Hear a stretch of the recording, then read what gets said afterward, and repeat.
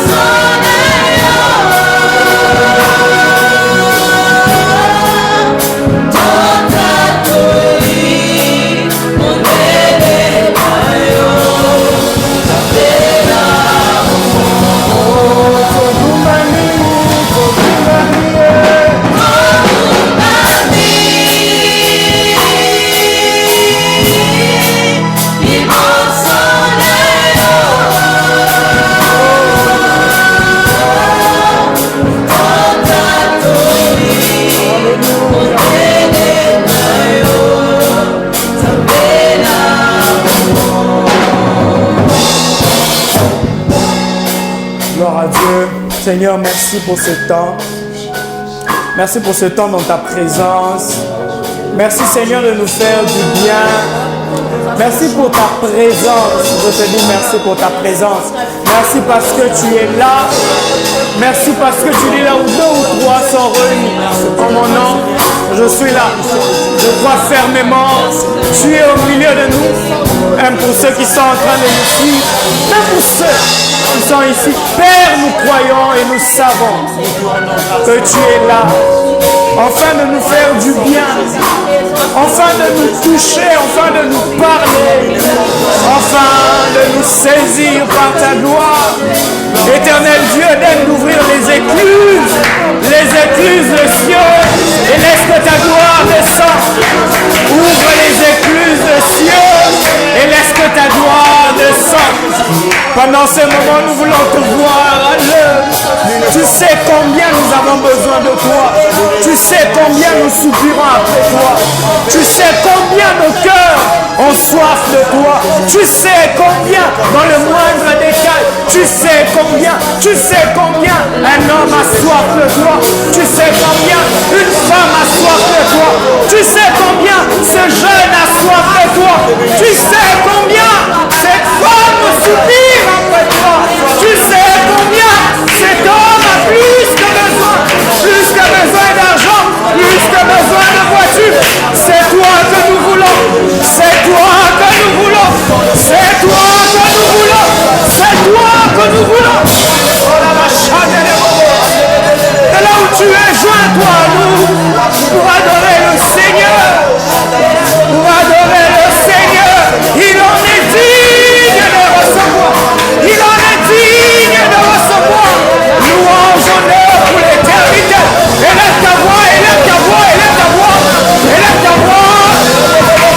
Sature ta maison de la gloire de Dieu. Sature ta maison de la louange. Sature ta maison de l'adoration. Vénère l'Éternel, il en est digne.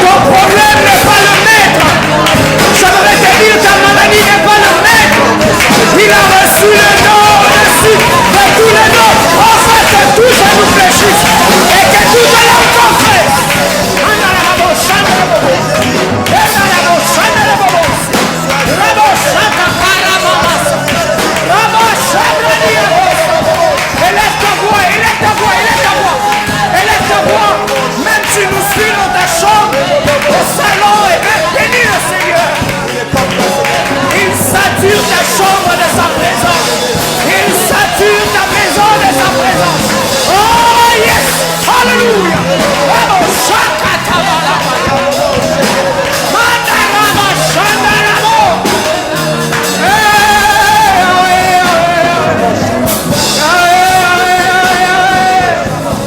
Une dernière fois, nous allons dire Tokumbami. Oh, Tokumbami. Tokumbami. Esharaba katamania kale. Eraba sasa. Raba shata. Ora mashera la yaba. Alléluia.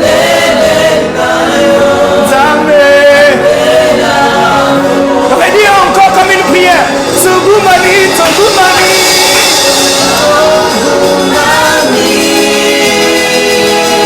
Plus qu'un chant, c'est une prière. Plus qu'un chant, c'est une prière.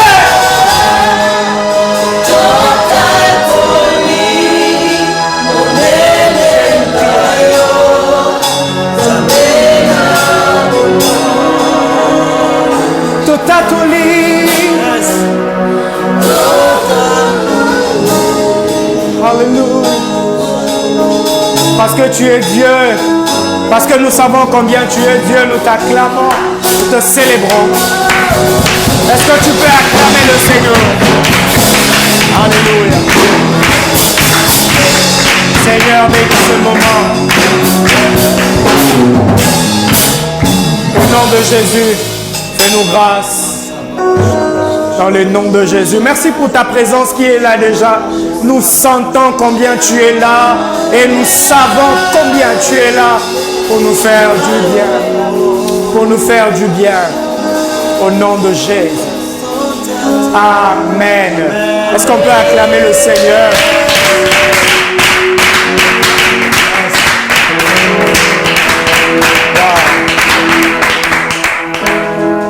Alléluia, shalom, shalom encore une fois de plus. Que Dieu vous bénisse là où vous êtes. Nous sommes dans un moment, notre temps d'intimité. Bienvenue pour ceux qui viennent de nous rejoindre. Ce temps de prière, ce temps d'adoration, louange, ce temps d'exhortation, de témoignage. Nous croyons fermement que le Seigneur ne cesse de vous faire du bien par ce programme. Vous qui êtes fidèles, que Dieu vous bénisse abondamment. Suivez et faites suivre ce message, ces programmes. Et j'aimerais nous dire à l'entrée de jeu que depuis le samedi passé, nous avons commencé un merveilleux thème auquel nous sommes en train de parler sur la gloire de la restauration. Alors, j'aimerais faire une petite introduction avant de replonger encore dans l'adoration parce que nous avons tellement soif de vivre Dieu en ce jour. Nous avons très soif. Dieu est déjà là. Nous qui sommes ici en présentiel, Dieu est là. Même vous qui êtes en train de nous suivre, Dieu va vous affecter. La présence de Dieu va vous faire du bien. Alors, nous avons parlé le samedi passé, le dimanche passé, nous avons parlé de la gloire, de la restauration. Nous avons eu à renchérir plusieurs choses en parlant de Job, en parlant de la mort de Lazare, en parlant de Ruth, la Moabite. Et il y a quelque chose de très important que j'aimerais introduire en ce jour avant d'aller plus loin. J'aimerais nous inviter à lire la parole de Dieu dans Romains 5, le verset 2. La Bible déclare: « C'est aussi par son intermédiaire, nous avons accès par la foi à cette grâce dans laquelle nous tenons ferme. Nous plaçons notre fierté dans l'espérance de prendre part à la gloire de Dieu. » Alléluia. Alors j'aimerais te dire un point très important qui nous amène à la restauration, c'est aussi la foi. Alors cet après-midi ou ce soir, ça dépend de l'heure que vous serez en train de nous suivre. J'aimerais nous dire une chose, que pour atteindre la restauration, comme je l'ai dit autrefois, la restauration c'est le rétablissement, c'est le relèvement. La restauration, c'est rétablir l'ordre de choses. Mais aujourd'hui, j'aimerais m'attarder plus en vous partageant la parole de Dieu sur l'impact de la restauration. C'est que la restauration fait. Lorsque la restauration vient dans la vie de quelqu'un, ça lui change complètement. Tu ne peux pas rencontrer le Dieu de la restauration et rester le même. Tu ne peux pas rencontrer le Dieu de la restauration, venir malade et rester malade. C'est normal de venir malade, mais c'est anormal de demeurer malade alors que tu es avec toi le Dieu qui guérit toutes les maladies. Et il y a quelque chose de très important que j'ai lu dans ce texte que j'aimerais nous dire. La première des choses, l'épreuve n'est pas éternelle. L'épreuve est une étape, mais l'épreuve n'est pas le terminus. L'épreuve est incontournable dans la foi parce que nous tous nous passons par l'épreuve. Alors on ne peut pas parler de la restauration, comme je l'ai dit autrefois, sans parler d'une vie brisée, sans parler d'une vie par terre qui a besoin d'une restauration. Mais la restauration dont j'aimerais nous parler aujourd'hui, c'est cette réforme, c'est-à-dire le rétablissement de l'ordre de choses par une forme meilleure. Lorsque la restauration vient rétablir l'ordre de choses dans une forme meilleure. Par là, j'aimerais dire à quelqu'un, comme la Bible dit dans Romains, les souffrances du temps présent ne sauraient être comparées à la gloire à venir. Tout simplement pour comprendre que lorsque la restauration vient dans la vie d'un homme, ça change les souffrances, ça enlève le problème, ça enlève les souffrances, mais ça vient apporter la solution et la paix. Alors j'aimerais dire à quelqu'un, la bonne nouvelle aujourd'hui est que par la foi, tu peux recevoir ta restauration. Amen.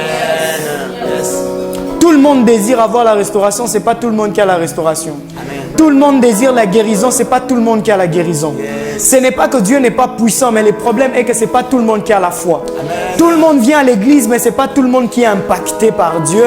Tout simplement parce que ce n'est pas tout le monde qui a la foi. Alors j'aimerais nous dire une chose. Vous pouvez être là, avoir la même Bible que tout le monde, mais vous ne vivez pas la même parole. Le problème n'est pas d'avoir la Bible sur votre téléphone. Le problème n'est pas d'avoir la Bible dans votre chambre. Le problème n'est pas d'avoir la Bible sur votre main, mais le problème est d'avoir la Bible dans votre cœur. La parole de Dieu ne doit pas être seulement dans votre bouche, mais la parole de Dieu doit être dans votre cœur, parce que la Bible déclare, c'est de l'abondance du cœur que la bouche parle. Yes. Il faut que la parole de Dieu abonde dans votre cœur pour qu'elle surabonde dans votre bouche. Yes. Vous devez chercher que la parole de Dieu intériorise dans votre cœur, afin qu'elle s'extériorise par les œuvres. Parce que la Bible déclare, la foi sans œuvre est une foi morte. C'est-à-dire, il faut que la foi soit accompagnée par les œuvres de la foi. Les œuvres sans la foi n'a pas de vie. Yes. Et la foi sans les œuvres, elle est morte. Donc, elle marche de pair, la foi avec les œuvres. Pour arriver au processus de la restauration, vous avez besoin de la foi. J'aimerais te dire une chose, et que la foi n'est pas seulement bavard. La foi n'est pas seulement que j'ai la foi. La foi se démontre. Amen. La foi, de fois, se démontre par l'épreuve. Frères et sœurs, beaucoup de gens, quand ils traversent l'épreuve, ils disent que Dieu les a abandonnés. Faux. Le Dieu de l'épreuve est le Dieu de la gloire. Le Dieu de ta souffrance est aussi le Dieu de ton bonheur. J'ai envie de dire à quelqu'un, Dieu ne te laisse pas quand tu es dans le moment de souffrance. Ah non, non, non, non, non. Les hommes peuvent t'abandonner dans le moment de preuve, mais pas Dieu. Même ta femme peut te quitter à cause de la souffrance, mais pas Dieu. Même tes enfants peuvent te renier, mais pas Dieu.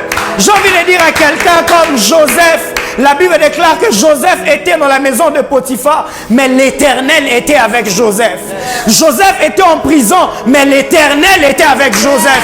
J'ai envie de dire à quelqu'un, perds les postes, mais ne perds pas Dieu.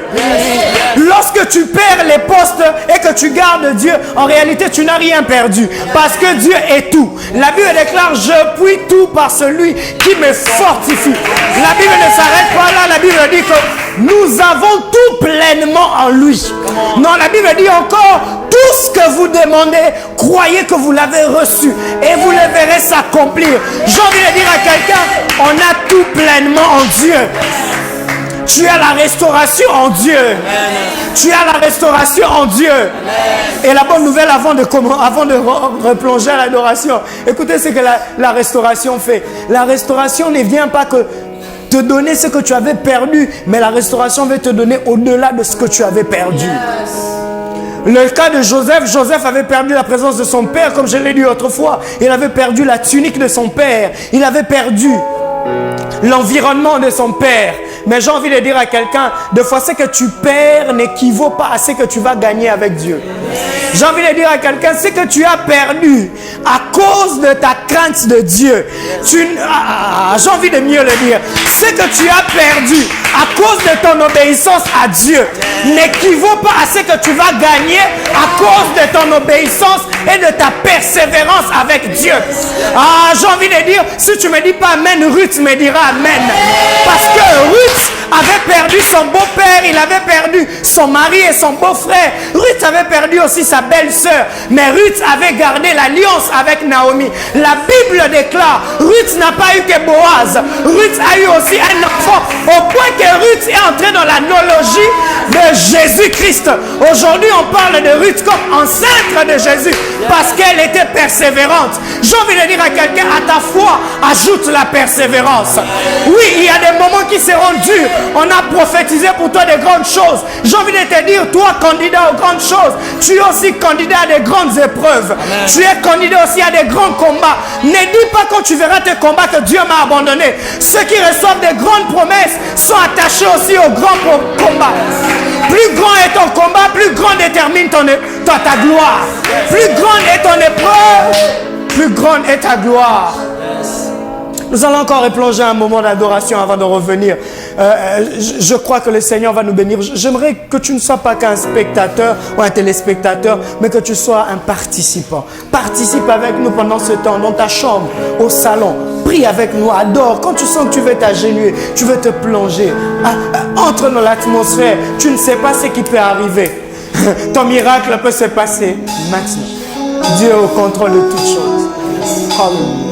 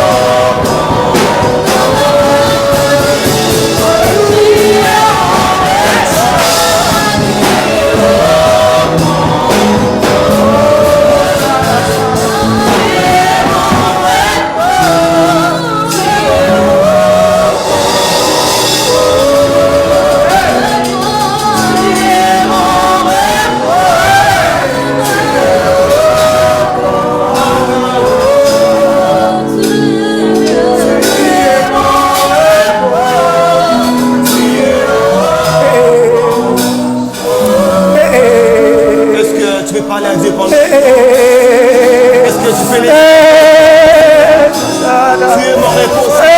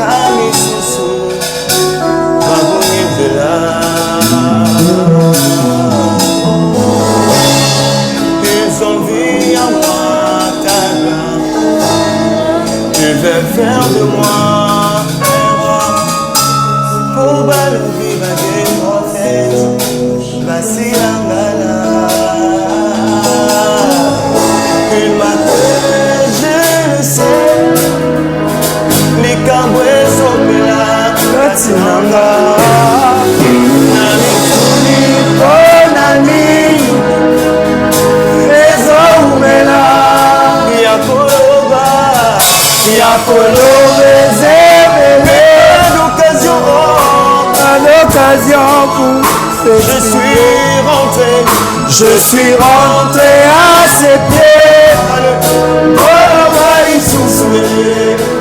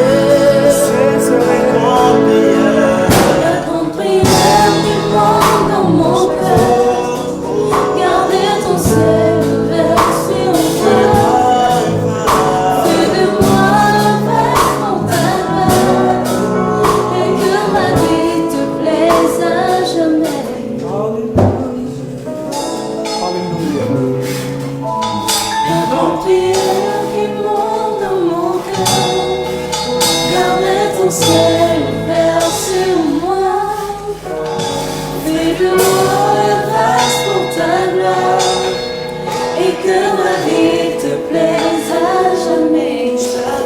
Pour chaque jour je meurs à tes pieds pour t'offrir ma vie en sacrifice, pour le parfum de ton odeur qui s'offre à chaque instant, à chaque fois.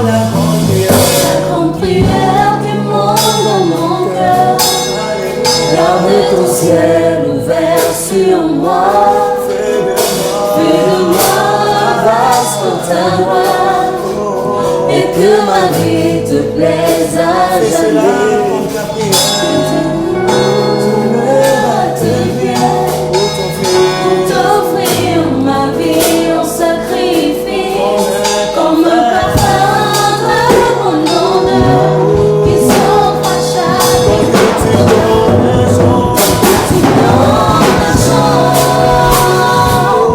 je te donne mes louanges, je remets à chaque instant.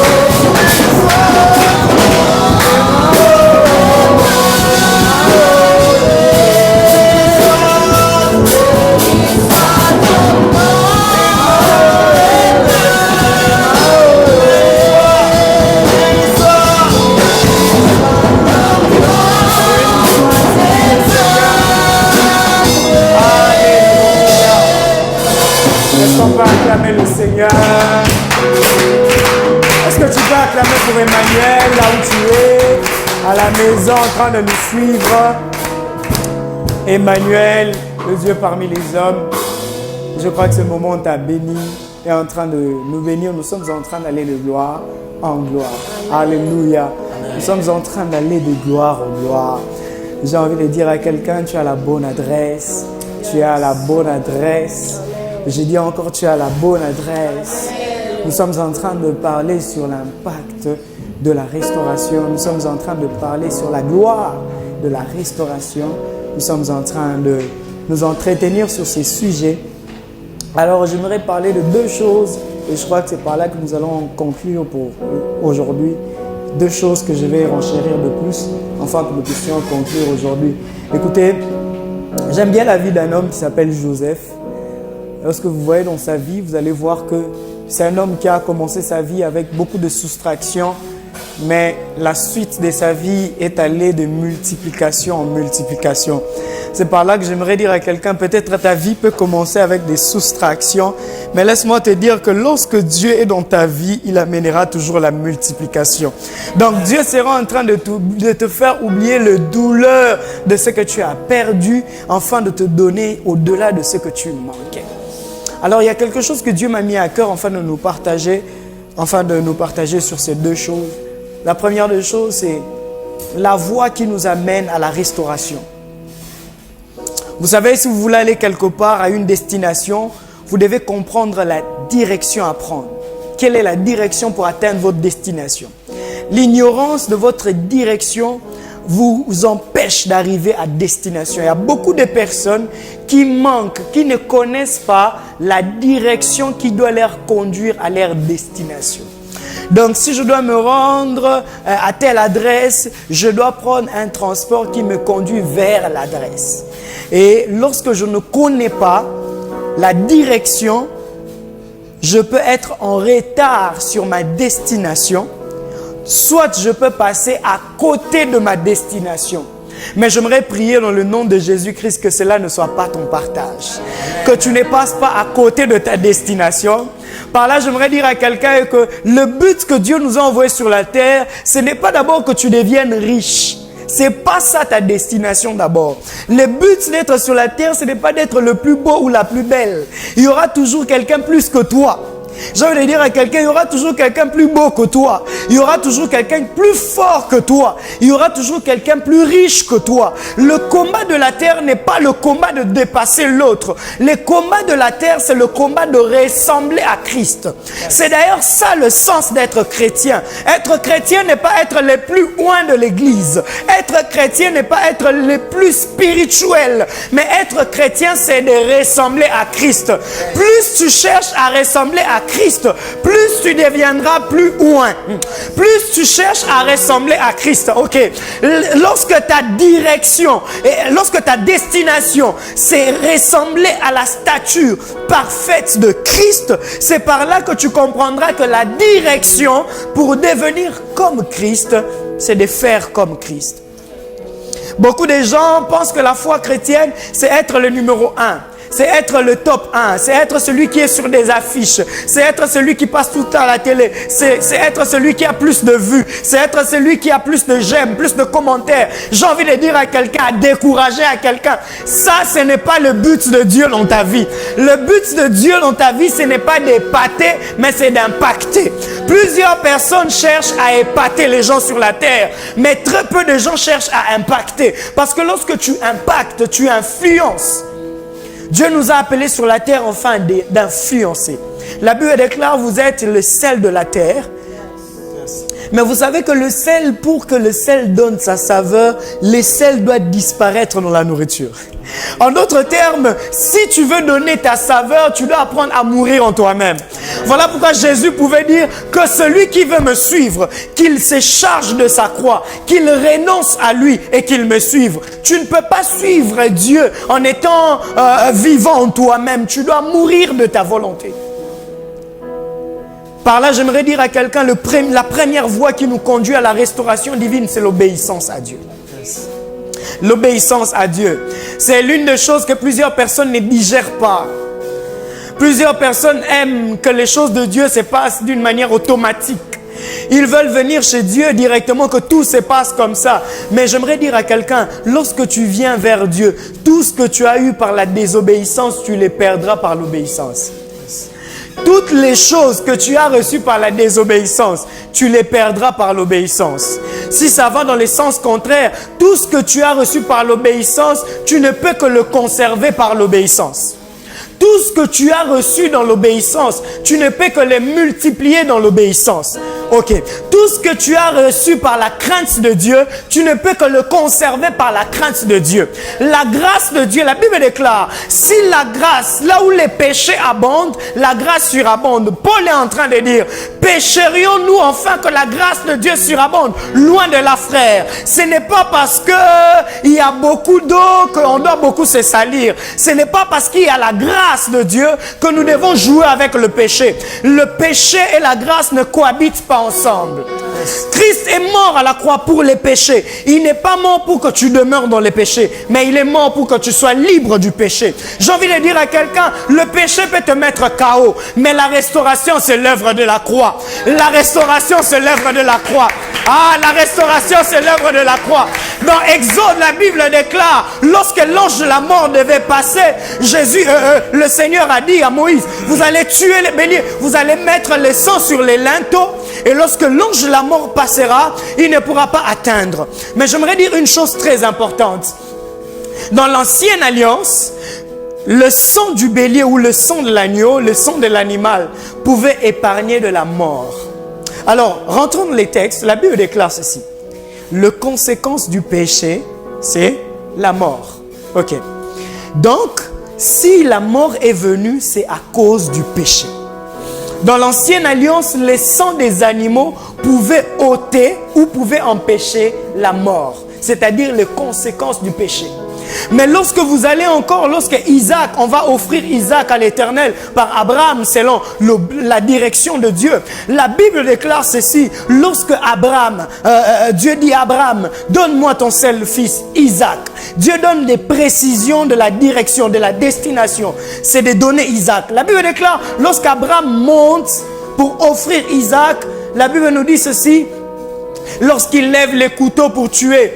Mais avant cela, Isaac pose la question à son père. Père, j'ai vu le bois, mais où est l'agneau? Où est l'agneau?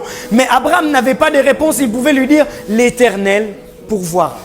Mais j'ai envie de dire à quelqu'un, Jésus est la réponse à nos questions. Jésus est la réponse. Écoutez, Abraham n'avait pas de réponse ce jour-là. Mais lorsque vous parcourez la Bible, vous allez voir qu'il n'y avait pas de réponse. Mais il y a eu un jour auquel, lorsque Jésus allait se faire baptiser, il y a un homme qu'on appelle Jean-Baptiste. La Bible déclare, lorsqu'il vit Jésus de loin, il dit ceci, voici l'agneau immolé avant la fondation. Voici l'agneau qui ôte les péchés du monde. En d'autres termes, voici celui auquel Abraham n'avait pas de réponse claire à dire. Voici celui auquel l'ombre de choses à venir était dans l'ancienne alliance, qui ôte le péché. La Bible déclare, il ôte le péché. C'est-à-dire quoi? Il ôte ce qui amène la mort. Et Christ, en allant sur la croix, il a vaincu le péché. Mais il ne s'est pas arrêté là. La Bible déclare, il est allé dans le séjour des morts. Il a pris la clé des séjours de mort. Et la Bible dit ceci, c'est que j'aime la parole de Dieu. J'ai envie de dire à quelqu'un, lorsque tu aimes la parole de Dieu, affectionne-toi à la parole de Dieu, tu deviendras un. Et lorsque tu t'affectionnes à la parole de Dieu, tu deviendras un avec lui. Voilà pourquoi Christ pouvait dire, je suis dans le Père et le Père est dans le Fils. Celui qui m'a vu a vu le Père. Et écoutez ce que la Bible déclare, mort, où est ton aiguillon? Parce que Christ a vaincu le péché, mais il a vaincu aussi la mort. En d'autres termes, pour finir, j'aimerais dire une chose. Lorsque Jésus vient apporter la restauration, il cherche en nous l'obéissance. Alors qu'Abraham pouvait offrir son fils, lui déjà, il avait déjà offert son fils dans son cœur. Et c'est par là que Dieu dit à Abraham, j'ai maintenant vu que tu m'écrains. J'aimerais dire à quelqu'un, il arriverait des temps que tu passeras par l'épreuve. Dieu te demandera quelque chose qui te fait mal. Mais j'aimerais dire à quelqu'un une chose. Quand Dieu te demande une chose, c'est qu'il veut te donner plus que ce qu'il te demande. À chaque fois que Dieu te demandera quelque chose, sache qu'il veut te donner plus que ce que tu as. Voilà pourquoi lorsque Anne a compris ces principes, il a dit, si tu me donnes un fils, je te le donnerai. Mais la Bible dit dans la suite, Dieu lui donna 5 autres enfants. J'ai envie de dire à quelqu'un, ce que Dieu te demande n'équivaut pas à ce qu'il va te donner. Lorsque Dieu te demande un, sache qu'il va multiplier. Et il demande à Pierre, il dit, cède-moi ta barque. Lorsque Pierre lui donne la barque, Jésus prêche et il demande, vous n'avez pas péché toute la nuit? Ils ont répondu, nous n'avons pas péché toute la nuit. Et Jésus dit, allez-y dans les eaux profondes. J'ai envie de dire à quelqu'un, ce que tu as cherché longtemps seul, avec Dieu, tu l'auras, mais tu l'auras au centuple. Amen. Ah, j'aime ce que la Bible dit. Pierre pouvait pécher seul, il n'avait pas de résultat. Mais lorsqu'il a péché, il a dit, oh, sur ta parole, je jetterai le filet.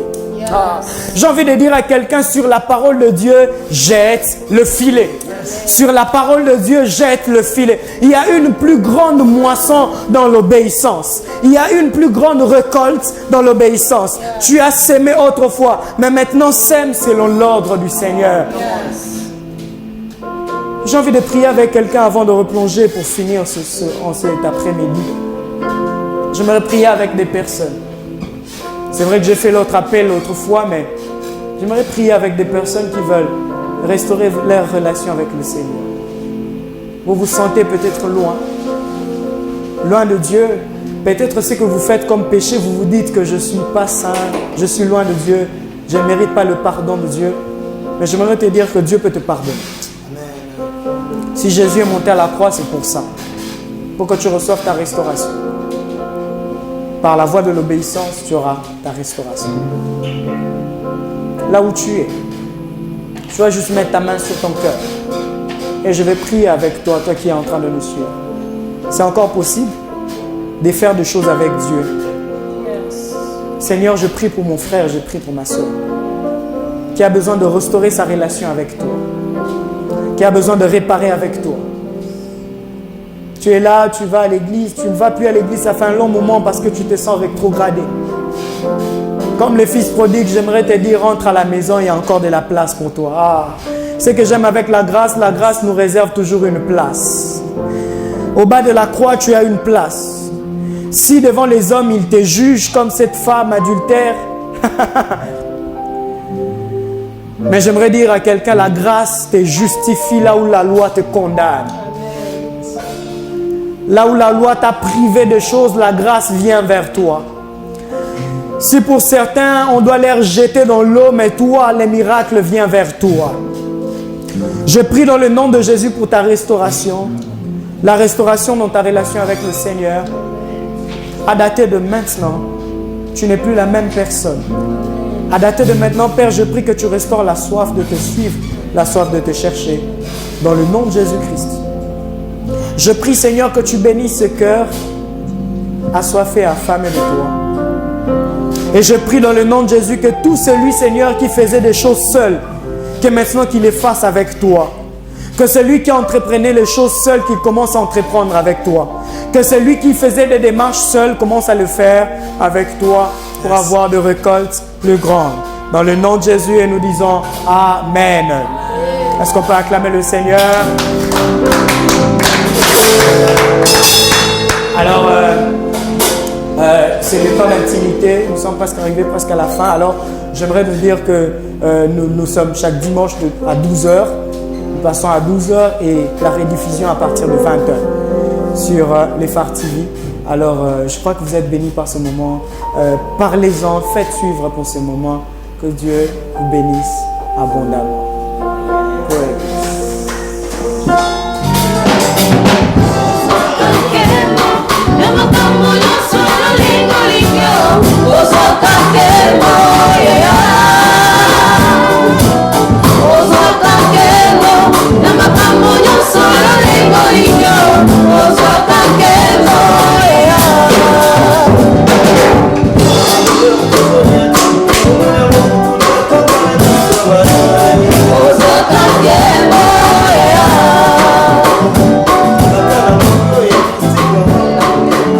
Yeah.